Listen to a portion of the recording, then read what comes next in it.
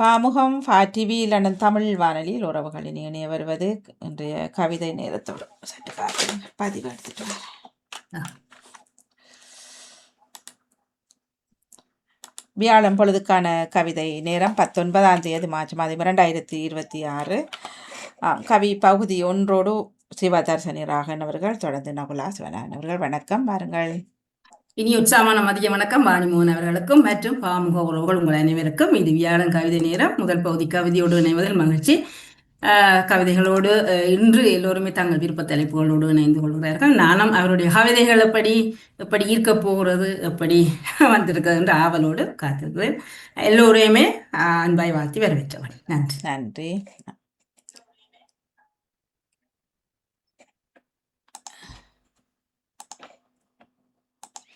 நாட்கள் எப்படி ஓடிட்டு தானே, போன கிழமை கிடந்தது, இந்த ஓடிட்டு ஒரு கிழமை ஏப்ரல் வந்துடும். வருஷம் இப்பதான் சித்திரப்பட்டி கதைச்சம் தான் வந்துட்டு. வணக்கம். உலக கவிதை தினத்துக்கான சிறப்பு கவியோடு ஜெர்மனியிலிருந்து ரஜன் என்ற கவிதை என்றாலே அழகியலின் அற்புத கூடம், ஆழ்மனதின் ஆத்மார்த்த உணர்வோட்டம், ஆன்மாவின் ஆத்மீக ராகம் கவிதை. அழகியலின் அற்புத கூடம், ஆழ்மனதின் ஆத்மார்த்த உணர்வோட்டம், ஆன்மாவின் ஆத்மீக ராகம் கவிதை. விழி சொல்ல துடிக்கும் வலிகளை வலிக்காமல் வரிப்பது கவிதை. விழி சொல்ல துடிக்கும் வலிகளை வலிக்காமல் வரிப்பது கவிதை. மனித மனத்தின் சுவாசமே கவிதை. மனித மனத்தின் சுவாசமே கவிதை. வெறும் வார்த்தை ஜாலமல்ல, வெற்று தாளின் கருப்பு புள்ளியில் வீழும் கண்ணீர் துளியின் காவியம் கவிதை.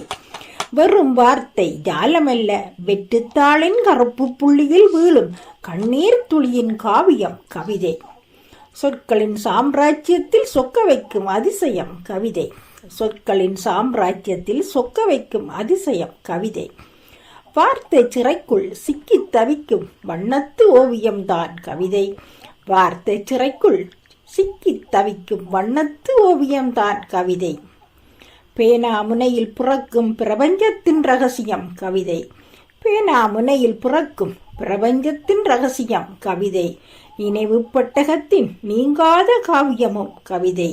நினைவு பெட்டகத்தின் நீங்காத காவியமும் கவிதை. மொத்தத்தில் உள்ளத்தின் உணர்வில் உணர்வின் தெறிப்பில் உயிர் பாகுமே கவிதை. மொத்தத்தில் உள்ளத்தின் உணர்வில் உணர்வின் தெறிப்பில் உயிர் பாகுமே கவிதை. உயிர் பாகுமே கவிதை. நன்றி, வணக்கம். ரஜினி என்றன் தன்னுடைய கவிதை தலைப்பே என்று கவிதை என்றாலே நல்லா இருக்கு. ஆமாம், கவிதை என்றாலே சிலருக்கு கவிதை என்ற என்னப்பா கண்டபடி இருக்கிறீங்க, வார்த்தைகளை கோக்குறீங்களா, அல்லது கருவை கொண்டு வரீங்களா, அல்லது உயிர்ப்பா இருக்கா, அல்லது வெறும் சும்மா வரிகளை மட்டும் அடுக்குறீங்களா, இப்படி பலருக்கு பல வித சந்தேகங்கள் இருக்கு. இவருடைய பக்கத்திலே இன்று ரஜினி என்றன் தன் பக்கத்தாலே அவர் என்ன கவிதை என்றால் என்ன என்று சில விஷயத்தை சொல்லி இருக்கிறார். இதை விட இன்னும் இருக்கலாம், அல்லது இதுவே அதிகமாக விளக்கமாக இருக்கலாம், இரண்டே பக்கமாகவும் பார்க்கலாம். ஆகவே இவருடைய வரிகளின்படி அழகியலின் அற்புத கூடம், இது ஒரு கலைதான், அழகியல் கலைதான். கவிதையும் கூட முத்தமிழுக்குள்ளதான், அதுவும் ஒரு அழகியல் கலையாக இருக்கிறது.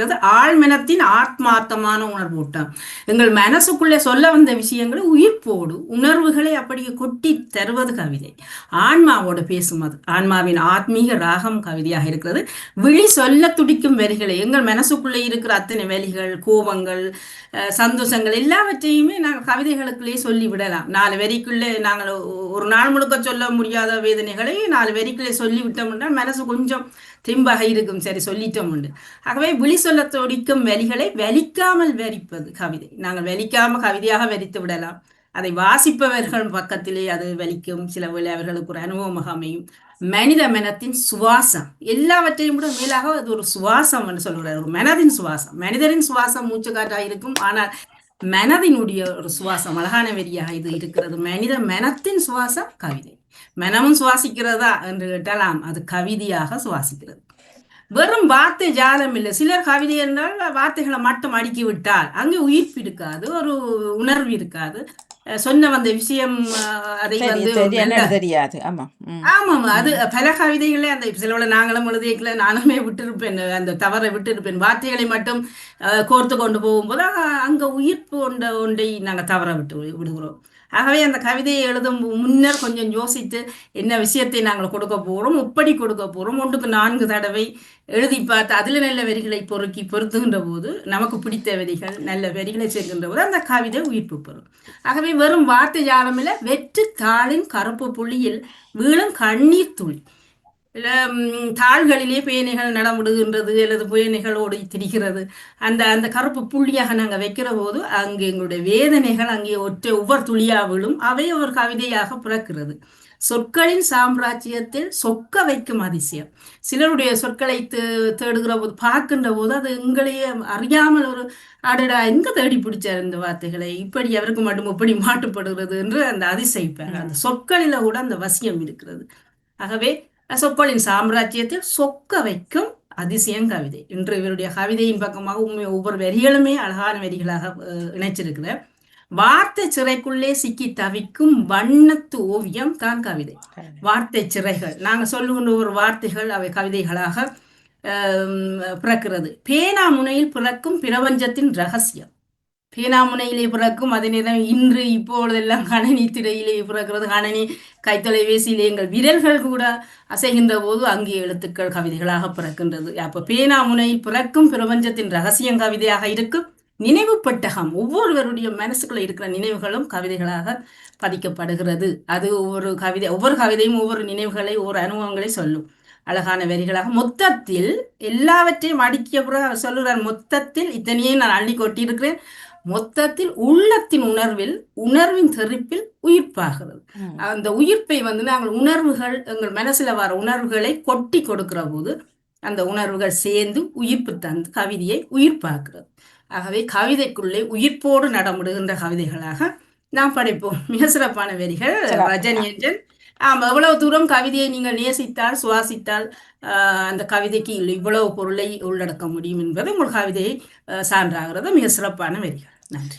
சிறப்பு வாழ்த்துக்கள். உண்மையில் அந்த கவிதை எழுதுபவர்கள் எழுதும் பொழுதும் அதனை நாங்கள் அதை சப்பி துப்பினால் உண்மையில் அதில் உள்ளதெல்லாம் போயிடும். அப்போ அந்த வாசிக்கிற விதம், அதாவது அந்த வார்த்தைகள் வாய்க்கில் நல்ல உச்சரிப்பு வர வேணும். சில நேரங்களில் சில நேரம் விழுங்குற பொழுது அறவுரையில அந்த வரிகளை சரியாக படைக்க வேண்டும். அதே அந்த உணர்வுகளோடு வாசிக்கின்ற போது இன்னும் செவிகளுக்குள்ளே அவை இறங்குகிறது, இன்னும் ஆழமாக பதிகிறது. வார்த்தைகள் வழியில வர வேணும். நன்றி. தொடர்ந்து ஆத்தங்கரை ஓரத்துல வர சொல்லி போர் என்னும் அவலம். வல்லரசு என்ற போர்வை வந்ததே என்று பார்வை.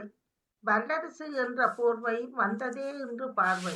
வறுமை பஞ்சம் பட்டினி வலியானதே பலரது நிலைமை. வறுமை பஞ்சம் பட்டினி வலியானதே பலரது நிலைமை. வர்த்தகம் என்பது வியாபாரம், வஞ்சித்து அடிப்பது அநியாயம். வர்த்தகம் என்பது வியாபாரம், வஞ்சித்து அடிப்பது அநியாயம். வயிற்று பசிக்கு வழியேது, வசதியற்றவர் புசிக்க நிலையேது. வயிற்று பசிக்கு வழியேது, வசதியற்றவர் புசிக்க நிலையேது. ஆயுத விற்பனை ஒருபுறம், ஆதரவு சேர்க்கும் மறுபுறம். ஆயுத விற்பனை ஒருபுறம், ஆதரவு சேர்க்கும் மறுபுறம். ஆட்சி ஆலோசனை பயனேது, ஆதிக்கம் காட்டுவதால் அழிவுதானே. ஆட்சி ஆலோசனை பயனேது, ஆதிக்கம் காட்டுவதால் அழிவுதானே. நிம்மதியில்லா பலரது வாழ்வு நிழல் போல் தொடரும் யுத்தம். நிம்மதியில்லா பலரது வாழ்வு நிழல் போல் தொடரும் யுத்தம். நித்தம் பலரது அழுகை சத்தம், நீட்சியால் நீங்குமா புரியாத விடியல். நித்தம் பலரது அழுகை சத்தம், நீட்சியா நீங்குமா புரியாத விடியல். நன்றி, வணக்கம். செல்வி நித்யானந்தன் அவர்கள் போர் என்னும் அவலம், போர் என்னும் அவலம் கவிதை தலைப்பாக்கி கொண்டு வந்திருந்தார். 754வது கவிதை வரிகளாக. இன்று உலகத்திலே ஒரு பெரும் போர், அது இதுதான் முதல் தடவையில் பல போர் அனுபவங்களை நாங்களும் தொடர்ச்சியாக பெற்றுக்கொண்டு வருகிறோம். ஆனாலும் அந்த வலி வேதனை இறப்பு துன்பம் பசி பட்டினி எல்லாமே தொடர்கதியாகத்தான் இருக்கிறது. ஆகவே வல்லரசுகள் மோதி கொள்கிறது, அவர்கள் தங்களுக்குள்ளே மோதிக்கொண்டா பரவாயில்லை. அதனால இன்று உலகத்திலேயே பல ஜீவன்கள் பஞ்சம் பட்டினி நோய் வலி நிறைய இந்த வழிதான் இப்போது பலரது நிலைமையாக இருக்கிறது என்கிறார்.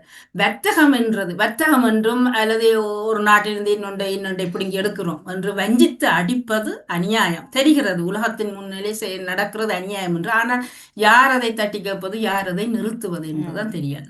வயிற்று பசிக்கு வழியது. உண்மையிலேயே அந்த குழந்தைகள் படிக்கின்ற பாடசாலைகள் குழந்தைகள் இருக்கிறது, இன்னும் பசி என்றார்கள். அந்த உண்மையில எவ்வளவு தீவிரமாக இருக்கும். இது எங்கள் நாட்டு பிள்ளைகள் அனுபவிச்சதான். அதனிடம் உலகத்து உயிர்கள் எல்லாமே ஒன்றுதான். அந்த வேதனை என்பது இன்று கண்முன் தெரிகிறது. அவர்கள் பசி என்று அலறது. ஆகவே வசதியாக வாழ்ந்தவரும் ஒரு சமயத்தில் திடீரென்று எல்லாவற்றையும் இழந்து நிற்கதியாகிற நிலைக்கு வந்து விடுகிறார்கள். ஆகவே விற்பனை ஒரு புறம் இருக்கிறது, ஆதரவு சேர்க்கிறதுக்காக மறுபுறம் கூட்டணியாக நாடுகளை சேர்த்துக் கொள்கிறது. ஆட்சி ஆலோசனை எல்லாமே ஆலோசனைகள் எல்லாம் நடக்கிறது. ஆனால் அதுல எந்த பயனும் கிடையாது. ஆதிக்கம்தான் இன்று உலகத்திலே ஆதிக்கத்தோடு வாழ்பவர்கள் அழிவை அடைவார்கள் என்பது திண்ணம்.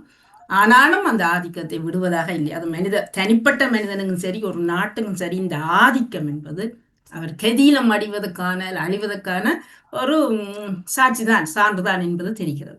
நிம்மதி இல்லாத பலரது வாழ்க்கை இந்த யுத்தத்தினால் இவ்வளவு பேர் அல்லூலம் வேறு நாடுகளுக்கு சென்றவர்கள் உண்மையிலே 1 கிழமை 2 கிழமையில வந்து வீட்டுல வேலை, வீட்டுல பிள்ளைகளை விட்டுட்டு போனவன் அல்லது இவ்வளோ பிரச்சனைகளோ போனவர்கள் திரும்பி வர முடியாத நிலை.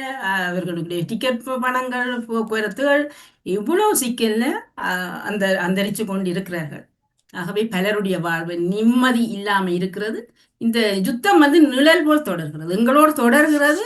அழுகை சத்தங்கள் கேட்டாலும் இது நீளுமா அல்லது நிக்குமா அது யாருக்குமே தெரியாது.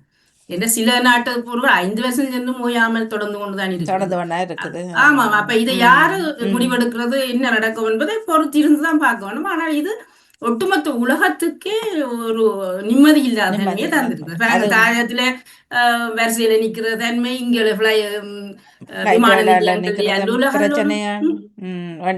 எண்ணெய்கள், பெட்ரோல்கள், இப்படி எல்லாம் பல தொடர்ந்து பொருளாதார பிரச்சனை வந்துட்டு தானே இப்ப. ஆமா, எல்லா நாடுகளுக்கும் பிறந்துபட்டு வர போற. அப்ப இது நாட்டுக்கான ஒட்டுமொத்த உலகத்துக்கான அழிவின் ஆரம்பமா அல்லது இது திட்டமிட்ட இறைவனுடைய சதியை எந்த பக்கமா சொல்ல முடியாது. என்னன்னா அனுபவிப்பவர்கள் துன்பத்தை எல்லோரும் தான். இதுல யார் ஒதுக்கம் விட்டுட்டு யாருக்கு நல்லது நடக்குது என்பதில்லை. ஒட்டுமொத்த உலக மக்களுக்கே இது ஒரு பெரும் சவாலாக இடியாகத்தான் இறங்குகிறது. ஆகவே இவருடைய கேள்வி சரியாதான் இருக்கிறது. இது நீட்சியாகுமா நிக்குமா யாருக்கு தெரியும்? யாருக்குமே தெரியாது. நடப்பதை கண்டுகொள்ளணும். இந்த ஆதிக்க வரி கடைசியாக அவர்கள் தங்கள் தலையிலும் தாங்களே மண்ணை போடுவதாகத்தான் அமைய போகிறது. பொறுத்திருந்து பார்ப்போம். உலக உயிர்களுக்காக நாங்களும் பிரார்த்திப்போம், நல்லது நடக்கட்டும் என்று. மிக சிறப்பான வரிகள். யதார்த்தத்திலே என்ன நடக்கிறது அதை நாங்கள் என்றால் ஒரு காலத்தின் பதிவு கவிதை, கண்முன் நடப்பதை கண்ணாடி போல் காட்டுவது கவிதை. உங்கள் பக்கமாக நீங்கள் இன்னொரு பக்கத்தை எடுத்து ஒரு கருவை கொண்டு வந்திருக்கிறீர்கள். உங்களுக்கு சிறப்பான வாழ்த்துக்கள். செல்வி நித்யா. எதுவும் எங்கள் கையில் இல்லை, அவர்களாக வைத்தாலே தவிர நாங்கள் எதுவும் சொல்ல முடியாது. உண்மைதான். 300 ரூபாய் மலிந்த டிக்கெட் சொல்லி நாம உச்சம் முடிப்போம் என்று சிலர் டிக்கெட்டை ஒரு வருஷத்துக்கு ஒன்றுமே புக் பண்ணி போனவர்கள் எல்லாம் இப்போ திருப்பி எத்தனை மடங்கு டிக்கெட் காசை கொடுக்கும் அவர்களுக்கு டிக்கெட் கிடைக்காம அல்ல. அப்படியான சூழ்நிலைகள் தான் இப்போ. இல்ல வருகிற பக்கம் பிள்ளை என்றால் அது கட்ட தேவையில்லை தானே. டிக்கெட்டை மாற்றி எடுக்கலாமே தவிர தெரியல அவர்களை திருப்பி இந்த பணம் கொடுக்குறாரு.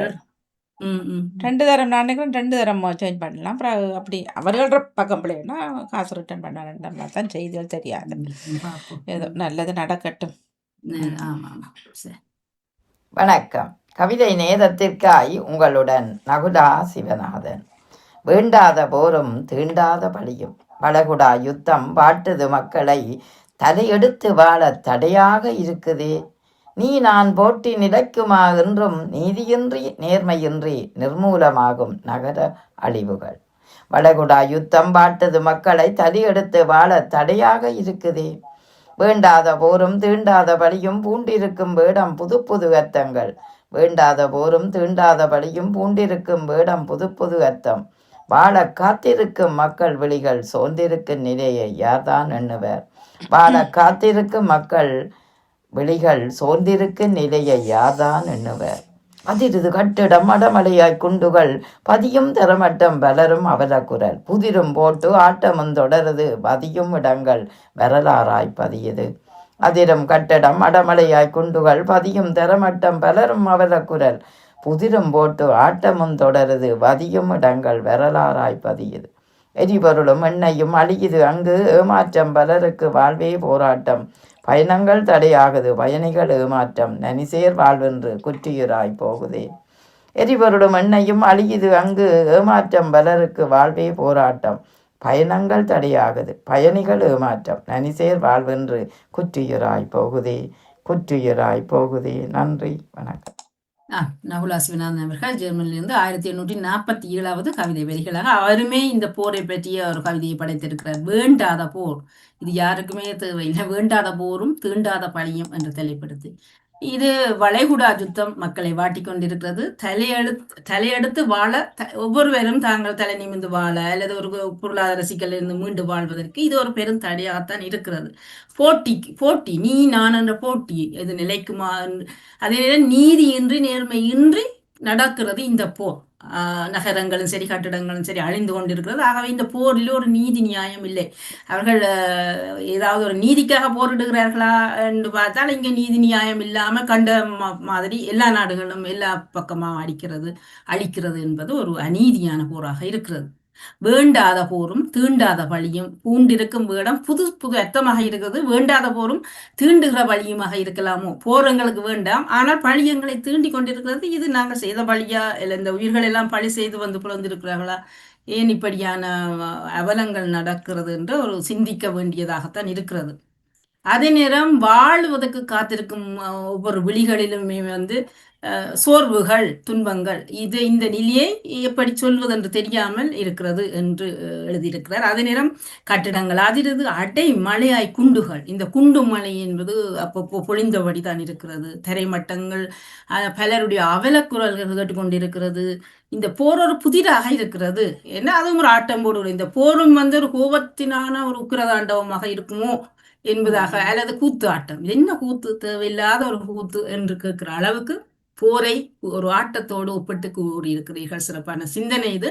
பதியும் இடங்கள் எல்லாம் வரலாறாக இன்று ஒவ்வொரு மனிதனும் வாழுகின்ற இடம் இந்த குண்டு மலை இந்த அழிவுகளால நாளைக்கு அது வரலாற்று இடமாக போகிறோம். இந்த ஆண்டு இடத்துல இந்த அழிவு ஏற்பட்டது என்பது செய்திகளிலே ஒரு வரலாறாக பதிய போகும். அது அழிவுகள், எரிபொருள், எண்ணெய் இவையெல்லாம் இங்கு இல்லாம போகிறது. பலருக்கு வாழ்க்கையே ஏமாற்றமாக போகிறது. அதே நேரம் வாழ்க்கை போராட்டமாகவும் போகிறது. பயணங்களின் தடைகளும் பயணிகளின் ஏமாற்றங்களும் ஒரு நல்ல வாழ்க்கை நனிசேர் வாழ்வு, மனிதருக்கான ஒரு வரமாக அமைந்த அந்த நனிசேர் வாழ்வு குற்றுயிராக போகிறது. அறகுறையிலேயே முடிந்து விட போகிறது இந்த போரால். அப்ப யாருடைய தலைவிதியை யார் நிர்ணயிப்பது என்பது தெரியாத அளவுக்கு இப்போ இந்த போர்கள் பெரும் போராட்டமாக பெரும் திண்டாட்டமாக மனிதர்களை வாட்டியபடி இருக்கிறது என்று இவருடைய கவிதை. போர் வேண்டாத போர், அது நேரம் தீண்டாத பழியாக அது எங்களை தீண்டுகிற வழியாகவும் அமைந்து விடுகிறது. என்ன செய்கிறது என்று தெரியாத ஒரு நிலையிலே மிக சிறப்பான வரிகள். நகுலா சிவநாதன் அவர்களே, உங்களுக்கும் வாழ்த்துக்களை கொடுக்கிறோம். நன்றி. தொடர்ந்து ஜெயம் தங்கராஜ் அவர்கள் வணக்கம். வணக்கத்துடன் நெதர்லாந்திலிருந்து ஜெயம் தங்கராஜா. வியாழன் கவி நேரத்திற்காக கவி இலக்கம் 192. நலமெனும் செல்வம் கண்ணுக்கு தெரியாத அருவி, அது காலடி சத்தமும் எவருக்கும் கேட்காது. சொல்லாமல் கொள்ளாமல் மெதுவாக வரும் விருந்தினராய் உடலின் வாசலை தட்டும். அமைதியான எதிரியாய் பாங்காக வந்து சீவன் தங்குமிடத்தின் அமைதியை குலைக்கும். சிரித்த முகம் சோர்ந்து போகும், வலி வாய் திறந்து வலிமையுடன் பேசும். செல்வத்தை விட நலம்தான் பெரிதென பணம் குவித்த வாழ்க்கையும் உணரும். அன்பான கரங்களின் அரவணைப்பே தேவைப்படும். ஆறுதலான வார்த்தைகள் வருத்தத்திற்கு மருந்தாகும். அவசரம் இப்போதுதான் அமைதியாக மாறும். சின்ன சின்ன மகிழ்ச்சிகளின் மதிப்பும் தெரியும். உயிர் என்பது உயரியது என புரியும். நலமாய் வாழும் நாட்கள் கொண்டாடப்படும். நன்றி, வணக்கம். சில வரிகளை காணையில அவர் இடம் இல்லை, ஆனா வாசித்து விடுவோம். வாழ்க்கை அவர் பார்ட் 1, 2, 3 தான் போடுறது. அந்த நிலமான வாழ்க்கை கொண்டாடப்படும். ஒரு நல்ல வாழ்வு தான் கொண்டாடப்படும் என்கிற தலைப்பு அதாவது கவிதை இலக்கம் போடவில்லை ம் இலக்கம் அவர் எப்போ 276 தான் போடுறவர். அதுக்கு அப்புறம் இல்ல இந்த 792 போட்டுக்கிறார். இவர் கூட உண்மையில கூட அதான் அதானே அவர் சரி அவர் இப்படிதான் வரும். இலக்கியத்துக்கு 276 தான் இப்போ ஒவ்வொரு கிழமையும் வரும். பரவாயில்ல. சரி இலக்கியம் என்ன இலக்கம் முக்கியம் அல்ல இலக்குத்தான் முக்கியம் என்று அவர் அவர் பரிச்சை போடுறாரு பதியிட்டார். தெரியல. சரி நான் கூட்டாம குறைக்கிறது அது பெரிய விஷயம். சிலர் 15-20 கூட்டல்ல போடுறாரு. ஆமா சரி. சரி நிலம் எனும் செல்வத்தை நிலம் ஒவ்வொரு மனிதருக்கும் நிலம் எப்படி முக்கியமானது அது இல்லாத போதுதான் அதை எண்ணி ஏங்குறதும் இருக்கும்போது நாங்க நல்லா ஆட்டம் போடுவோம் நாங்க நிலமா இருந்தா எல்லாம் செய்வோம் ஆனா கொஞ்சம் உடம்பு சோர்ந்து விட்டா எங்களோட வாழ்க்கையை போயினது போல இடிஞ்சு போய் இருந்துடுவோம் ஆகவே கண்ணுக்கு தெரியாத அருவியது காலடி சத்தம் எவருக்கும் கேட்காது எப்படி வருது என்னமாய் வருது எதுவுமே கேட்காது சொல்லாம கொள்ளாம மெல்லமா வந்து கதவை தட்டும் விருந்தினராய் உடலின் வாசலை தட்டு எங்கள் உடம்புல ஒரு விருந்தினராய் வந்து குந்தி விடும் அமைதியான எதிரியாய் பாங்காக வந்து சீவன் தங்கு விடும் எங்களோட உடல்ல உயிர் சீவன் எங்க இருக்குதோ அதின் அமைதியை குலைத்து விடும் சிரித்த முகம் என்ன செய்யும் நிலம் இழந்து போனா சோர்ந்து போவோம் முகம் சிரிக்க அந்த முதட்டுல புன்னகை வராது ஒரு யாராவது நோய்வாய்ப்பட்டு இருக்கீங்களா சிரிச்சு கதைச்ச பாக்குறத அபூர்வமாயிருங்க என்றால் அவ்வளவு தூரம் சோர்வுகள் தான் தெரியும் அங்கே ஆகவே சிரித்த முகம் சோர்ந்து போகும் வலி வாய் திறந்து வலிமையுடன் பேசும் வேதனையைத்தான் அங்க கொட்டிக் கொண்டிருப்பார்கள் வலிமையாக ஆகவே எங்களுக்கு செல்வம் அதை விட முக்கியமானது உடல் நலம் மன நலம் இந்த ரெண்டுமே வாழ்க்கையில முக்கியமானது பலர் நாங்கள் செல்வத்தை தேடி ஓடுகிறோம் பொருள் பண்டம் ஏதோ எல்லாம் தேடுகிறோம் ஆனால் எங்களுக்கு எது முக்கியமானது என்பதை நாங்கள் அப்பப்போ மறந்து விடுகிறோம் அதுதான் நான் சொல்றேன் செல்வத்தை விட நிலம்தான் பெரிதென பணம் குவித்த வாழ்க்கையும் கூட உணர்ந்து விடும் எவ்வளவு பணம் தான் கையில வச்சிருந்தாலும் உடம்பு சோர்ந்து போச்சு அல்லது காட்டில படுத்து விட்டோம் என்றால் அந்த பணம் கூட சும்மா தான் இருக்கும் பணம் மாதிரி அது பேசாமத்தான் இருக்கும் அது தேவையற்ற ஒரு பொருளாக மாறிடும் இப்ப உதாரணத்துக்கு நாங்க சொல்றோம் இவ்வளவு பணம் இருக்கு ஆனா இந்த வருத்தத்தை குணப்படுத்த முடியாது இது இனி இது கடைசி கட்டம் என்று சொல்லிவிட்டால் அந்த பணத்தை வச்சிருந்துதான் என்ன பிரியோசனை எங்களால எழும்பி நடக்கவோ இல்லது அசையவோ முடியாது என்ற ஒரு நிலை வருகிறவோ அந்த பணம் கூட பணம் மாதிரி தான் உட்கார்ந்து இருக்கு ஆகவே அன்பான கரங்களின் அரவணைப்பே தேவைப்படும் அந்த நேரத்தில் எங்களுக்கு என்ன தேவைப்படும் நாம் நிலமிழந்திருக்கிற போது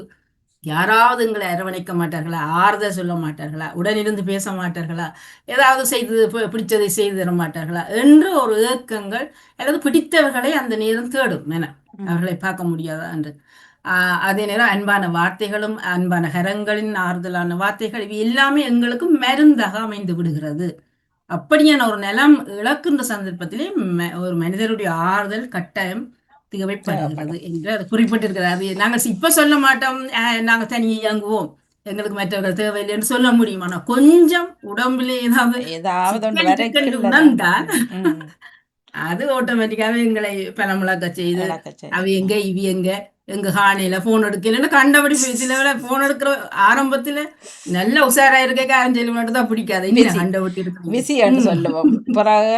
நாங்கள் இருக்கிறோம் ஆனால் எங்களுக்கு தேவைப்படும் போது அவை எடுக்கலா பேச்சு தான் எங்க போனியல் என்ன செய்தியல் மனுஷர் இருக்கணும் செத்தினவனு பார்த்தீங்கன்னா கண்டபடி பேச்சு விடும் மனங்கள் தான் காரணம் உண்மையில மனம் எப்படி மாறும்னு சொல்லிடாது அது ராங்கியா இருக்கிறது வந்து நாங்கள் எங்களால முடியும் என்ற போது நாங்கள் பெரிய ராங்கிமாய் கதைப்போம் வார்த்தையால் கூட பலமா வரும் கொஞ்சம் சோர்ந்துட்டோம் கொஞ்சம் உடல்ல வருத்தம் உணர்ந்துட்டேன் ரெண்டு விதம் இருப்ப சிலருக்கு வந்து தாங்கள் இப்போ ஒரு ஆப்ரேஷன் வைங்களேன் சின்ன வருத்தம் பண்ணாலும் சிலருக்கு யாரும் வந்து பார்க்கறது வீட்டில் பிடிக்காதுன்றதுக்கு அப்பால அது போறவர்களும் யோசிக்கிறதுல எப்படி என்ன உண்மையில அந்த இல்ல கதைக்கிறதும் மட்டும் இல்ல அந்த நேரங்கள்ல உண்மையில போனா அவருக்கு அசௌரியமா இருக்கும் உடம்பு நோவு அந்த கொஞ்சம் படுக்க வேணும் போல இருக்கும் கதைக்க முடியாமல் இருக்கும் இனி வந்துட்டாங்க ஒரு டீயை ஊத்த வலிக்கிடுவோம் இப்படி எல்லாம் இருக்க ஒருவர் சொன்னார் ஒருவர் ஆப்ரேஷன் பண்ணியிருக்கு நான் கேள்விப்பட்ட பிறகு நாங்க வரட்டான் இப்படிதான் கேட்டேன் சொன்னார் இல்ல வாணி நானும் குறை நினைக்கல நீங்களும் குறை நினைக்க வேண்டாம் இப்போதைக்கு வராதுங்க நானும் ஓகே அது அப்புறம் யோசிச்சேன் ஓகே அவரால் முடியாது இப்ப வெள்ள அடிச்சுட்டு சும்மா அப்புறம் இன்னும் உண்டு போகாட்டாலும் பிரச்சனை இல்லை சிலருக்கு அடி அது பிடிக்காது. வேற அது பிரச்சனை. கட்டாயம் அவையில ஒரு ஆ. குறையா சொல்லி கொண்டு அது இருப்பாங்க. அதை குறையா வாழ்க்கை முழுக்க சொல்லி சொல்லுவாங்க. அதோடைய உண்ட சாவு மண்டாம் வாழ்வு மண்டாமண்டெல்லாம் அதுலெல்லாம் நடக்கும் விளையாட்டு. அப்ப ஜனங்களை உண்மையிலேயே என்னண்டு மட்ட கட்டுறேன்னு தெரியாது எங்களுக்கு. அது அது எப்படி என்ன அது எங்கட புரிதல்ல தான். இப்ப நாங்க ஒன்றில் புரிந்து கொள்ளணும், இல்லைன்னா கேட்டு பேசி அதாவது அனுமதி பெற்றுக்கொள்ளணும். என்ன யார் எப்படி ஒவ்வொருவருமே ஒவ்வொரு விதமான புத்தகங்களா இருக்கிறார்கள். இந்த புத்தகத்தை படிச்சு அதை உணர முடியாது. எல்லாரும் தனித்தனி புத்தகம். இல்லை அந்த வந்த உடனே ஓடுறதுன்றது கூடாது உண்மையில். ஒரு கிழமை 2 கிழமை விட்டுட்டு கேட்டுட்டு போறது பெட்டர். ஈவன் ஒரு பிள்ளை பிறந்தா கூட அந்த பிள்ளைய தாயின் எங்களோட நிலைமை வசதிக்கு நாங்க இப்போ நான் இதுல வந்தேன் ஒருக்க உங்களை எட்டி பார்க்க வந்தேன், அல்லது நான் இதே ஒருக்கா கோயிலுக்கு போட்டு உங்களையும் பார்க்க வந்தேன். இப்படியாக நாங்கள் எங்களோட வசதிக்கு ஏற்ற மாதிரி சிலர் சந்திக்க போவோம். அது அவர்களுக்கு அது இடைஞ்சலா இடைஞ்சலா இருக்கும். அதை நீங்க கேட்கறது பெட்டர் முதல்லயே. அதுதான் பிறகு யோசிச்சுட்டு செய்யறது உண்மையில நல்லது. ஆகவே இவர் சொல்றார், செல்வத்தை விட நிலம்தான் முக்கியம் என்றார். பணம் குவித்த வாழ்க்கையை விட ஒரு உடல் நிலம்தான் முக்கியம் என்று சொல்கிறார். அந்த நேரத்தில் ஆறுதல் தேவைப்படுகிறது. இப்பொழுது அவசரம் அமைதியாக மாறுகிறது. அந்த நோய்கள் வருகிற போது நாங்கள் எப்பவுமே அவசரப்பட்டு கொண்டே இருக்கிற மனம் கொஞ்சம் அமைதி கொள்ளுகிறது. சின்ன சின்ன மகிழ்வுகளின் அதன் மதிப்பு தெரியும். அந்த நேரத்துல நாங்கள் இவ்வளவு இந்த அனுபவிச்சோம், இதை அனுபவிக்காம விட்டோம், அந்த அனுபவிச்ச விஷயங்களை உணர்ந்து கொள்ளுகிற போது அதன் மதிப்பு எங்களுக்கு தெரிய வரும். எப்படின்னா நாங்கள் அந்த நிலம் இழந்திருக்கிற போதுதான். ஆகவே நிலமான வாழ்க்கையே கொண்டாடப்படும் என்று நிறைவன் ஒரு வரியை இதுல பதிக்காமல் அவர் சொல்லியிருந்தார். அது அழகான வரி. நிலமான வாழ்க்கை, நிலம் உடம்புல நிலம் இருக்கும்போது, மனத்துல நிலம் இருக்கும்போது அந்த வாழ்க்கை கொண்டாடப்படுகிறது. ஆகவே இவ்வளவு தூரம் நாங்கள் சொத்து சேர்க்கிறது அல்லது எங்கிட்ட எல்லாம் இருக்கின்ற ஆணவப்பட்ட விட என்னிட நல்ல நிலமான உடல், நிலமான மனம் இருக்கிறது, நிலமாக நான் இருக்கிறேன் என்பதுதான் பெருமை என்று நான் நினைக்கிறேன். அதைத்தான் இவர் கவிதையில மிக அழகாக ஒவ்வொரு வரியிலும் அதைத்தான் ஆழமாக ஒன்று சொல்லி இருக்கிறார். என்ன செல்வத்தை வச்சிருங்க, எல்லாவற்றையும் விட மேலானது நலவாழ்வு. அதற்காக எல்லோருமே உங்களை தயார்படுத்தி கொள்ளுங்கள். வாழ்த்துக்கள். நன்றி. வணக்கம். தொடர்ந்து கவியுடன் வணக்கம். வணக்கம். வியாழன் கவி 2307 சிவதர்ஷினி ராகவன் சுவிட்சர்லாந்தில் இருந்து. போரிடும் உலகம். பொறை கொண்ட உலகுதான் போர்க்குணம் கொண்டதே என்று. பொறை கொண்ட உலகுதான் போர்க்குணம் கொண்டதே என்று. ஆர்ப்பரிக்கும் ஆயுதங்கள் வாய் அகப்பட்ட உயிர்கள் நிலை எங்கே? ஆர்ப்பரிக்கும் ஆயுதங்கள் வாய் அகப்பட்ட உயிர்கள் நிலை எங்கே? வான் மீது வட்டமிடும் வல்லூராய் வாரி கொட்டும் குண்டு மழை. வான் மீது வட்டமிடும் வல்லூராய் வாரி கொட்டும் குண்டு மழை. வான் முட்டும் கட்டடங்கள் மண்ணை வந்தே முத்தமிடுதி. வான் முட்டும் கட்டடங்கள் மண்ணை வந்து முத்தமிடுதி. கருகி போகும் குருத்துக்களாய் இளம் தலைமுறையும் வாட. கருகி போகும் குருத்துக்களாய் இளம் தலைமுறையும் வாட. குருதி மழை பொழியுதெங்கும் குற்றங்களே நிறையுதெங்கும். குருதி மழை பொழியுதெங்கும் குற்றங்களே நிறையுதெங்கும். வான்வழி போக்குவரத்து வழிகள் அடைபட்டு போக அங்குமிங்குமாய் உறவுகள் அல்லலில் தவித்தல் மாறாதோ. வான்வழி போக்குவரத்து வழிகள் அடைபட்டு போக அங்குமிங்குமாய் உறவுகள் அல்லலில் தவித்தல் மாறாதோ. அல்லலில் தவித்தல் மாறாதோ. நன்றி, வணக்கம். எல்லாரும் போரோட தான். அந்த பொறை என்ற சொல்ல என்னது? பொறை கொண்ட உலகம். பொறுமை, பொறுமை கொண்ட வாழ்க்கை. பொறுமையான உலகம் இப்போது போர் குணத்துக்கு மாறிவிட்டது. எப்படி அமைதியாக பொறுமையாக பொறை பொறை என்ற சொல்லு வந்து பொறுமையா? பொறை கொண்ட உலகுதான் போர்க்குணம் கொண்டதே என்று. அதாவது பொறுமை கொண்டது. பொறுமை இழந்து சரியா? இல்ல அந்த பொறை என்றதை நான் இப்ப அங்களிப்படுறேன். ஓகே, சரி சரி. அது பொறை, அது அரச காலத்திலே அந்த சொற்களை பாவித்து பொறை. ஓகே.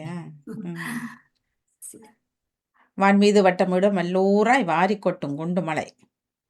வான் முட்டும் கட்டடங்கள் மண்ணை வந்து முத்தமிடுத. உண்மைதான். எல்லாமே அப்படியே அது தீயால் எரியுதா, அந்த புகையா, அல்லது மணலா, அல்லது தண்ணியா, ஒண்ணுமே தெரியாத ஒரு செகண்டுக்குள்ளே இந்த மாதிரி அப்படியே புகையாகி போற அந்த பிற்றும் அழகான கட்டடங்களும் ஒரு செகண்ட் பாத்தீங்களா? அழிவு என்பது அந்த நிமிடத்துக்குள். அதுதான் அந்த ஒரு ஆக்கலையும் செய்து இந்த உலகம் அழிக்கிறதையும் ஒரு நொடியிலே கொண்டு வருது. பொறை என்பது முக்கியமாக பொறுமை, சகிப்புத்தன்மை, அடக்கம். அடக்கம். ஓகே ஓகே, சரி, தெரிந்தால் சரியா? ஆகவே அதுதான் இப்போ சொல்லுவார்களே, நேற்று அந்த பஸ்ல எரிந்து இறந்த அந்த பையனுக்கு அதுல செய்யும் போது ஆம். அது என்ன அதுதான் நடந்தது? ஆக்சிடென்ட் ஏறி இருந்த அவர் ஒரு மனநிலை பாதிக்கப்பட்ட ஒருவர் பெட்ரோலை கொண்டு வந்து தலையில ஊத்தி உடனே பஸ்ஸுக்குள்ளே எரிச்சதுல 6 பேர் பஸ்ஸோடி அது உடனே பஸ்ஸோட எரிஞ்சிட்டு அதுல பஸ்ஸுக்குள்ளே செய்தவரா? பஸ்ஸுக்குள்ளே தான் அது அந்த பஸ்ஸுக்குள்ள 5 பேர் காயப்பட்டிருக்கணும் 6 பேர் அது பஸ் டிரைவரும் இறந்திருக்கிறார். ஐயோ! அது இப்படி நடக்கிறதில்ல இந்த நாட்டில. ஏன் நான் இப்ப அதான் பஸ் டிரைவர் பஸ்ன்றது உங்களோட நாட்டுல பஸ் இல்ல தானே? இதுதானே ட்ராம் தானே? இல்ல பஸ்ஸும் இருக்கு. பஸ் இது போஸ்ட் பஸ் அந்த கிராமங்களுக்குள்ள சின்ன குட்டி பஸ். Okay okay. நான் கொஞ்சம் காணேன். பெருசு அது நார்மலாவே 50-60 பேர் இருக்கக்கூடிய அன்று விடிய நான் நினைக்கிறேன் விடியன்றவையே கொஞ்சம் பேர் அது திடீரென்று பெட்ரோல் தானே உடனடியா பார்த்திது இல்லைன்னா இறங்கி ஓடுறதுக்கு வாய்ப்பு இல்லை. டிரைவர் திறக்கணுமே. ஆட்டோமேட்டிக்கா பூட்டிய ஆட்டோமேட்டிக் டிரைவர் அது அந்த நேரம் அது இது வார நேரம் அவர் இதன் வந்திருக்கலாமல்ல இல்லையா? இல்ல அதுதான் நான் நினைக்கிறேன் அந்த வினாடிக்குள்ளே எல்லாம் எல்லாம் நடந்து போட்டு. முடிஞ்ச அளவுக்கு பத்தி இருக்கிறது வாகனம்ல. அதே பஸ்ஸுக்குள்ள செய்தவ. பஸ்ஸுக்குள்ள செய்திருக்கிறார். அவர் கனநாளா அப்படி அலைஞ்சிருக்கிறார் போல யாரும் அதை கவனிக்கல. நார்மலா அவர் வருத்தக்காரன் தான், மனநோய் பாதிக்கப்பட்டவர் தான், வெள்ளக்காரன் தான், எங்க சுவிஸ்காரர் தான் நினைக்கிறேன். அதுல அதை நேற்று செய்தது வெள்ளக்கா. Okay okay. ஆமா ஆமா அதுல இந்த படியா நடந்தது என்ன? இவரும் காயப்பட்ட இன்னொரு தமிழ் பெண் ஒருவரும் காயப்பட்டிருக்கிறார். அன்னவரே இந்த தூரம் காயம்னு தெரியல. ஆனா கடைசி வைத்தியசாலை என்ன ஓடிப்பாரு உடைச்சு கிடைச்சு ஓடிப்பாருல இருக்கும் என்ன? அது காயப்பட்டவர்கள் வந்து தீயணைப்பு படைய அவர்கள் வந்து தான் வந்து எடுத்த. ஓ காப்பாற்றிருக்கணும். கடவுளே, எரிஞ்சிருக்குமே உள்ள. அதுதான் அந்த பையன் எங்கட ஊரு, அதை விட எனக்கு நல்லா தெரிஞ்ச பையன், கோயில்ல நான் அடிக்கடி தெரியுமா காண்றேன். அவரை? பாவம். அது அண்டி எடுக்கிற அண்டு கிருத்தியம் நடக்காண்டு. உண்மையில நான் இப்படி ஒரு சனக்கூட்டத்தை பார்க்கவில்லை. எல்லாம் வேறு நாட்டுக்காரன் அவ்வளோ பேர், அவ்வளோ சனம். கஷ்டம். ராணுவ மரியாதை எல்லாமே செய்யப்பட்டது. என்ன காரணம் இதுன்னு தெரியல. ஆனா அன்னைக்கு இவ கிராமத்துல இருந்த காலத்துல கவர்மெண்ட் தானே அந்த பஸ் வந்து கவர்மெண்ட் பஸ். அதாலேயோ தெரியல, சரியான சனம்.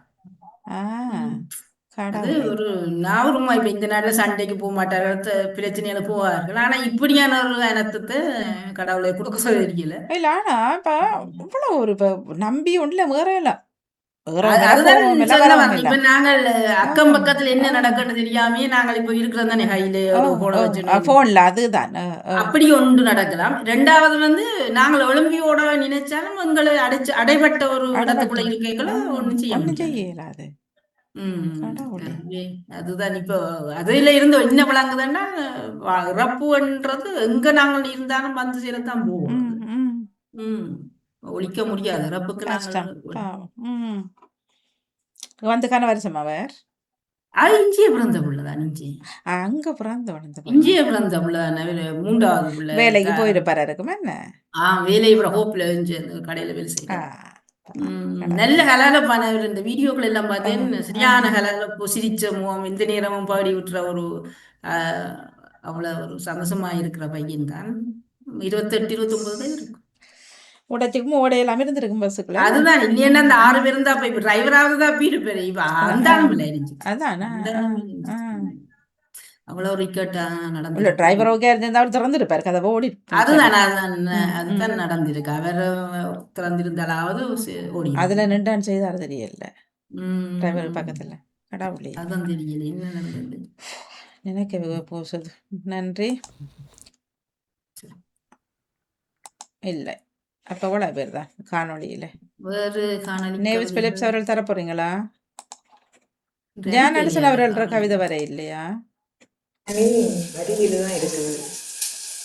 உங்களோட வரியில தர போறீங்களா?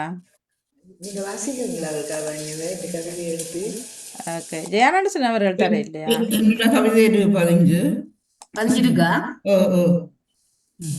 வீடியோ இல்லையா?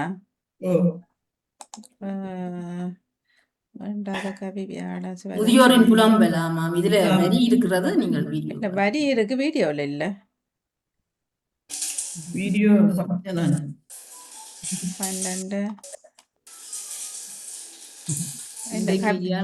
கவிதைக்குள்ள இல்ல. இல்லையா? இல்ல.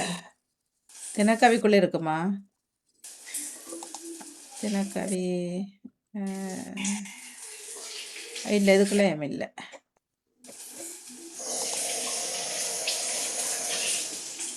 என்ன செய்வோம் நடேசன்? நான் வாசிக்கவா? இன்றைக்கு உங்கள் கவிதையை என் குரல் தரவா அல்லது நீங்களே தர போறீங்களா? நீங்க வாசிங்க. சரி, என் குரல் தர. நீங்க தாருங்க. முதியோரின் புலம்பல் நல்ல ஒரு தலைப்பு. பார்ப்போம் என்னதான் புலம்பல் என்று. முதியோரின் புலம்பல் 2169வது. கொஞ்சம் மேல எழும்பிருங்க சார். சரி, கீழே போயிட்டது கேமரா.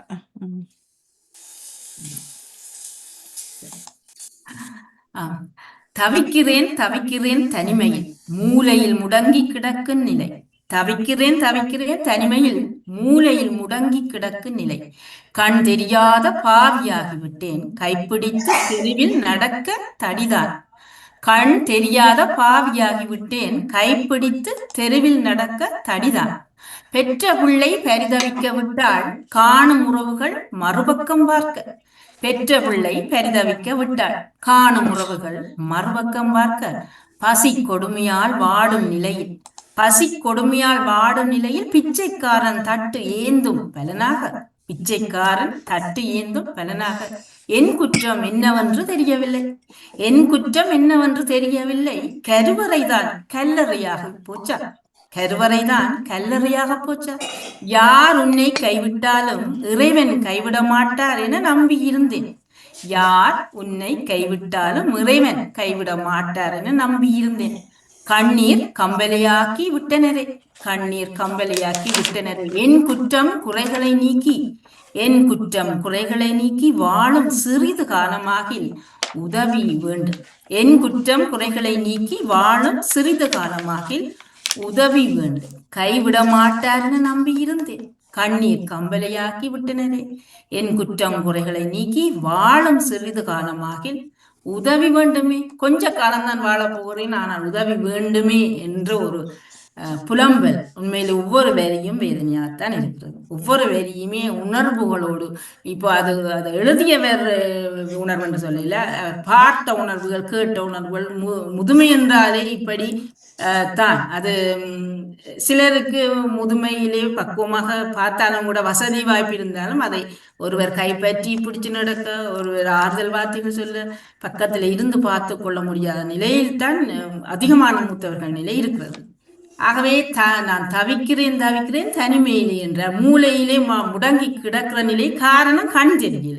என்னால எல்லாம் முடிந்தாலுமே அந்த கண் பார்வை மங்கி கொண்டு வருகிற போது அல்லது இல்லை என்றுகிற போது எனக்கு கைத்தடிதான் துணியாகி விடுகிறது. அந்த கைத்தடிக்கும் மாற்றாக என் உறவு, என் பிள்ளை அந்த கையை பற்றி நடந்தால் எனக்கு சிலவிட தெம்பு கூடவாகி விடுமோ என்ற ஒரு ஏக்கம் இங்கு தெரிகிறது.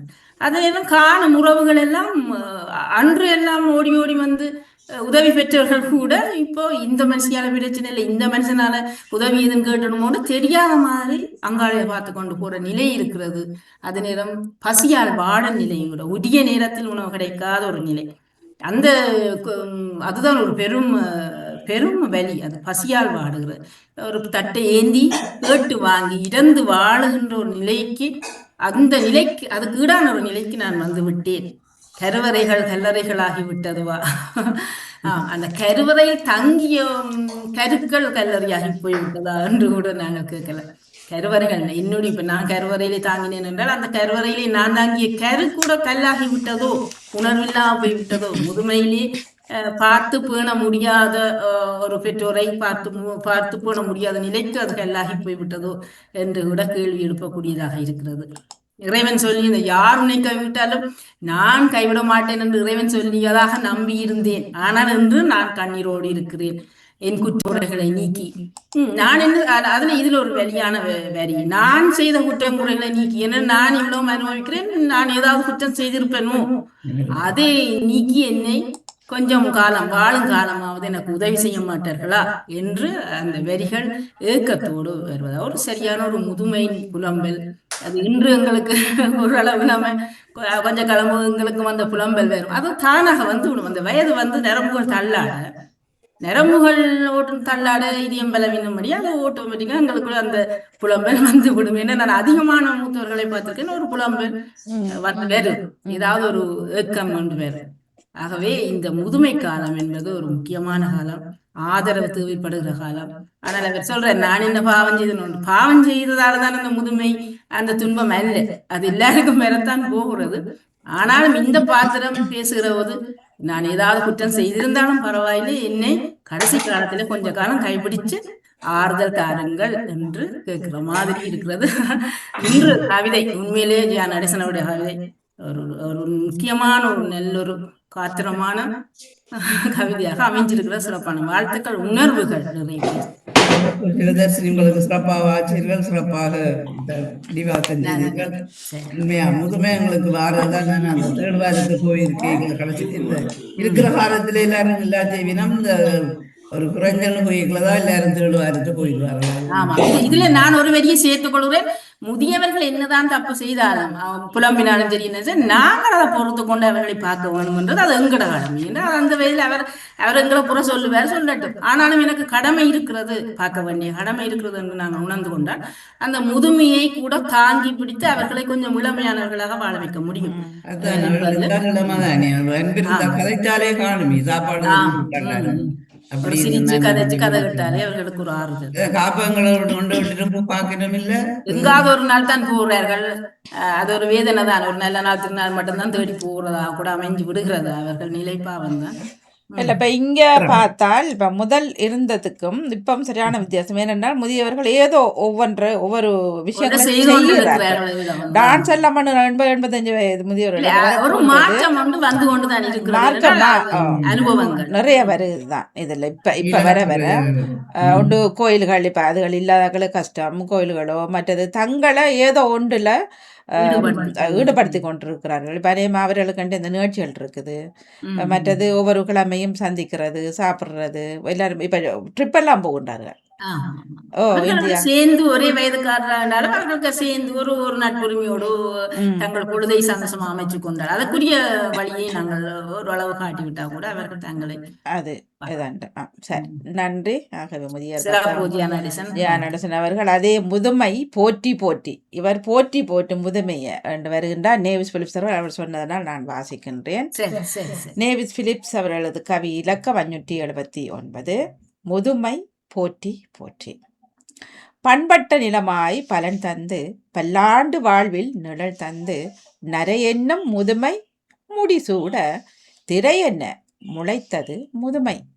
பண்பட்ட நிலமாய் பலன் தந்து பல்லாண்டு வாழ்வில் நிழல் தந்து நரையென்னும் முதுமை முடிசூட திரையென முளைத்தது முதுமை. அனுபவ விருட்சங்களாய் பண்பாடுகளின் இருப்பிடமாய் ஆயுள் நீட்சியின் அடையாளமாய் குடும்பத்தின் பல்கலைக்கழகமாய். அனுபவ விருட்சங்களாய் பண்பாடுகளின் இருப்பிடமாய் ஆயுள் நீட்சியின் அடையாளமாய் குடும்பத்தின் பல்கலைக்கழகமாய். இவர்களின் நினைவு பெட்டகங்களில் புதைந்து கிடக்கும் பழங்கால நினைவுகள் பாதுகாக்கப்பட வேண்டிய பொக்கிஷங்கள். இவர்களின் நினைவு பெட்டகங்களில் புதைந்து கிடக்கும் பழங்கால நினைவுகள் பாதுகாக்கப்பட வேண்டிய பொக்கிஷங்கள். இவர்கள் பூமிக்கு சுமையல்ல, பூமியை சுமந்து நின்ற கடந்த கால சுமை தாங்கிகள், நம் வாழ்க்கையில் கிடைத்த வரங்கள். இவர்கள் பூமிக்கு சுமையல்ல, பூமியை சுமந்து நின்ற கடந்த கால சுமை தாங்கிகள், நம் வாழ்க்கையில் கிடைத்த வரங்கள். நம் இல்லத்தின் நாளாந்த வாசிப்பிலும் நேசிப்பிலும் நம்மோடு கூட இருக்க வேண்டிய ஜீவ காவியங்கள். எனவே முதுமையை போற்றுவோம் வீட்டிலும் நாட்டிலும். நம் இல்லத்தின் நாளாந்த வாசிப்பிலும் நேசிப்பிலும் நம்மோடு கூட இருக்க வேண்டிய ஜீவ காவியங்கள். எனவே முதுமையை போற்றுவோம் வீட்டிலும் நாட்டிலும். நன்றி, வணக்கம். இணைத்தவர் நேவிஸ் பிலிப்ஸ் அவர்களது கவி இலக்கம் 579. சூப்பர், அழகான வரி. சிறப்பாக வாசித்திருந்தீர்கள். ஒவ்வொரு வரியையும் அழுத்தி உணர்வு கொடுத்து சிறப்பாக வாசித்தளித்த வாணிமோனுக்கு வாழ்த்துக்கள். இரண்டு கவிதைகள் அடுத்தடுத்து வந்த கவிதைகள் ரெண்டுமே, ஒன்று ஒரு புலம்பல், இவர் போற்று. அதுதான் ரெண்டு கவிதையுமே இரண்டு பக்கங்களை காட்டுகிறது முதுமை.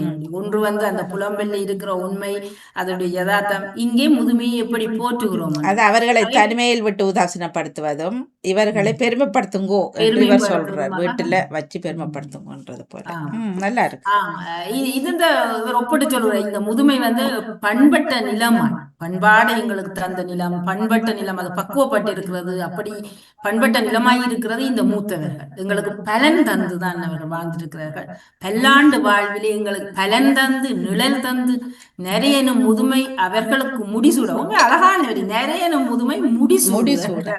நாங்கள் முடியல நிறைய வந்துட்டது என்றாலே ஐயோ முதுமை வந்துட்டு இவர் நிறைய வந்து ஒரு கம்பீரமா முடிசூடுவேன். சபா சாரு முதுமை முடிசூடி இருக்கிறது, நிறைய முடிசூடி இருக்கிறது என்றால் எப்படி கம்பீரமா இருக்க வேண்டும். நான் எனக்கு முதுமை வந்துட்டது, நான் ஒரு முடிசூடி இருக்கிறேன் என்று. ஆகவே நிறைய திடீரென முளைத்தது முதுமை. அங்கங்கே முதுமை முளைத்தாலும் அவை எங்களுக்கு அனுபவ விருட்சங்கள். இந்த மூத்தவர்கள் அவர்களுக்கு எவ்வளவு அனுபவங்கள் இருக்குது, எவ்வளவு விஷயங்களே அப்படியே அசால்ட்டா சொல்லிட்டு போவார்கள். பண்பாடுகளின் இருப்பிடமாய், ஆயுள் நீட்சியின் அடையாளமாய், குடும்பத்தின் பல்கலைக்கழகங்களாக அவருடைய அந்த கை வைத்தியங்கள், அவருடைய வார்த்தைகள் கூட மற்றவர்களுடைய ஆயுளை நீட்சி அடைய செய்கிறது. குடும்பத்தின் பல்கலைக்கழகம் எல்லா விஷயமும் அவர்களுக்கு தெரியும். நாங்களா பொறுமையாக கேட்டோம் என்றால், அவர்களை மதித்து அவரிடம் ஒவ்வொரு வார்த்தைகள் ஒவ்வொரு விஷயங்களை கேட்டோம் என்றால் அது ஒவ்வொரு பல்கலைக்கழகத்தில் நாங்கள் பெற்றுக்கொண்ட பட்டங்களாக பெற்றுக்கொண்ட பயன்களாக இருக்கும். இவர்களின் நினைவு பட்டங்களிலே புதைந்து கிடக்கும் பழங்கால நினைவுகளை பாதுகாக்க வேண்டும்.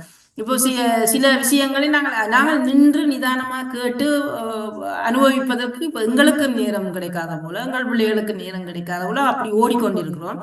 ஆனால் முன்னர் எல்லாம் பாட்டி அம்மம்மா அப்பம்மாண்ட அவர்கிட்ட போய் இருந்து கதை கேட்கறது பொழுதுபோக்காயிருக்கும். சின்ன பிள்ளைகளுக்கு அல்லது பக்கம் பக்கத்தில் உள்ளவர்களுக்கு ஒரு வருத்தம் உடனே போய் கேட்பணும், இதுக்கு என்னென்ன செய்யலாம்னு அவர் சொல்லணும். அந்த குப்பமேனிய பிடிச்சா வச்சு இன்னும் இதை போட்டு அம்மியில குத்தி அப்படி பிள்ளை பிறந்தாலும் சரி, வருத்தம் வந்தாலும் சரி, வைத்தியர்கள் அவர் நர்ஸும் அவர்களாம் வைத்தியர்களாம் அந்த காலத்துல அப்படி இருந்தார்கள். உடனே நின்றுடும். காய்ச்சல் என்றாலும் அது குழந்தைகளுக்கு வைத்தியம் என்றாலும் சரி, வயது வந்தவர்களுக்கு இருந்தாலும் உடனே ஓடி போய் அவர்களுக்கு இருக்கிறது அவர்களிடம் என்ன செய்யலாம் அவ்வளவு அனுபவம் அவர்கள்ட்ட இருக்கிறது, விஷயங்களும் இருக்கிறது. இது நாங்கள் உடனே டாக்டர்கிட்ட ஓடுறது, காவல் இருக்கிறது எல்லாம் இங்கே இப்ப மாறிவிட்டது முழுமையாக. பழைய காலத்துல அவர்கள் தான் பெரும் பல்கலைக்கழகம் ஒரு வைத்தியர்களா எல்லாம் இருந்திருக்கிறார். ஆகவே இவர்களுடைய நினைவுகளையும் இவர்களையும் நாம் பாதுகாக்க வேண்டியவர்களாக அந்த பொக்கிஷங்களாக அவை இருக்கிறது. இவர்கள் பூமிக்கு சுமையல்ல. முதியவர்கள் வயது போய்விட்டால் பூமிக்கு பேரமாக இருக்கிற அந்த எண்ணமே மிகவும் தவறானது. அவர்களை நாங்கள் கௌரவிக்க வேண்டும். அவர்கள் எல்லாம் பூமியை அவர்கள் சுமந்து நின்றவர்கள், சுமையானவர்கள் அல்ல, பூமியை சுமந்து நின்றவர்கள். அழகான வரிகள். கடந்த கால சுமைதானிகள். எவ்வளவு துன்பங்கள் வந்தாலும் எவ்வளவு சிக்கல் வந்தாலும் அவர்கள் தாங்களாக அந்த மூத்தவர்கள் நின்று தாங்கி இருக்கிறார்கள். நம் வாழ்க்கையில் கிடைத்த வரங்களாக இந்த மூத்தவர்கள் இருக்கிறார்கள். நம் இல்லத்தின் நாளாந்த வாசிப்பிலும் நேசிப்பிலும் நம்மோடு கூட இருக்க வேண்டிய அந்த காவியங்கள், நாங்கள் அந்த புத்தகம் இந்த புத்தகம் வரலாறுகள் எல்லாத்தையும் தேடி வாசிக்கணும் இல்லை, இவர்களிடமிருந்து சில விஷயங்களை கேட்டுக்கொண்டாலே அதுவே எங்களுக்கு பெரும் உயிருள்ள காவியங்களாக அமைந்து விடுகிறது. அந்த ஜீவ காவியங்கள். அழகான ஒரு ஒப்புவமையை நீங்கள் மூத்தவர்களுக்காக சொல்லியிருக்கிறீர்கள், சிறப்பான வாழ்த்துக்கள். முதுமையை நாங்கள் போற்றுவோம் வீட்டிலும் நாட்டிலும். எங்காவது இடத்த அந்த மூத்தவர்கள் முதுமை என்று நாங்கள் ஏளனமாக நினைத்தா கூட இவ்வளவு ஒரு தவறான சிந்தனை அது.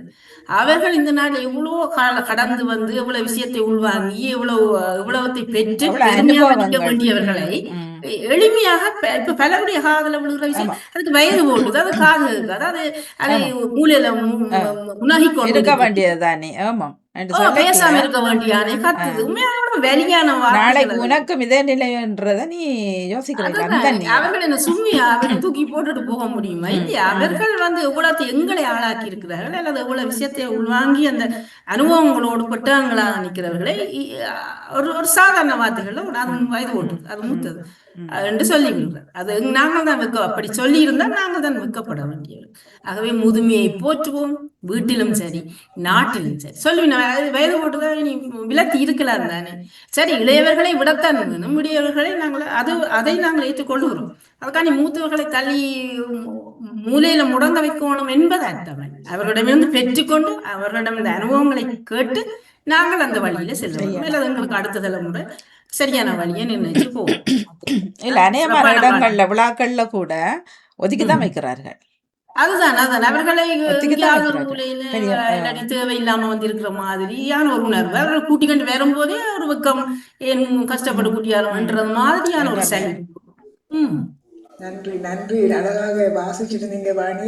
தட்டி கொடுத்தவங்களுக்கும் நன்றி. அதை வாசிக்கும்போது உள்ளத்துல ஒரு ஒரு ஒரு ஒரு கலங்கிற மாதிரி. என்னன்னு சொன்னா அந்த அவர்களோடு இருந்து வாழ்ந்து அனுபவங்கள் தான் எனக்கு இவ்வளவு பேச வச்சது. என்னுடைய அந்த திருமணம் முடிச்ச பிள்ளைகள் 3 பிள்ளைகள் பொறுத்த நேரத்திலையும் அவர்கள் தான் எங்களை தாங்கினார். என்னுடைய மூத்தவர்கள் தான், முதியவர்கள். அவர்கள் நாங்க வளர்த்து விட்டுவார்கள் பிள்ளைகள். அதே நேரம் அவர்கள் எங்களுக்கு ஒரு துன்பம் என்றாலும் ஓடி போய் கேட்கறது என்னென்ன செய்யலாமோ விடவா கண்விழிச்சு நீ படு, நான் பிள்ளைய பார்த்துக்கொள்வேன், நீ கொஞ்சம் படித்தெடுப்பு நான் பார்த்துக்கொள்றேன்னு சொல்லி அந்த வந்திருந்து கண்விழிச்சு இரவில் அந்த குழந்தைகளை பார்த்து துணைக்கு காவலுக்கு ஒரு வாய் சாப்பாடு சாப்பிடுன்னு சொல்லி கவனிப்பாரு இளங்களை பிள்ளை பெத்த வயிறுன்னு சொல்லி உறவுகளை மதிப்பவர்கள். அந்த மூத்தவர்கள் அந்த தங்களோட உறவியர பிள்ளை கூட்ட பிள்ளைன்னா அவர்கள் அந்த தூக்கி உள்ளங்கையில தாங்கி இருந்தார்கள். நாங்கள் அவர்களை தாங்குறோமா அல்லது தாங்க இங்க எங்கே பொதுவா உலக இளையவர்கள் பக்கத்தில் அது அந்த சிந்தனை இருக்கா என்றதே ஒரு கேள்விக்கு இங்க விளங்குதில்லையே. இந்த முதியவர்களை ஒதுக்குறார்கள். அதுதானே அவர்களுடைய தேவை இவர்களுக்கு இல்லை அல்லது இவர்களுக்கு முதுமை வராது நினைச்சு இப்படி நடக்கிறார்களா? அந்த காலத்துல முதியோர் இல்ல இருக்கையில, அந்த காலத்துல முதியோர் இல்லங்கள்ல இருக்கையில எங்களோட ஊர்ல அந்த கதையே இல்ல. அதுவும் மனசுல இடம் இருந்தால் வீடுகளிலும் இடம் இருக்கும், மாதங்களிலும் இடம் பார்த்தாங்க. நாங்கெல்லாம் இந்த முதியோர் வீட்டுல வச்சுதான் பார்த்தாங்க. எங்களோட அம்மம்மாட அம்மா 64ஆம் ஆண்டு ஒரு புயல் வந்துட்டுது.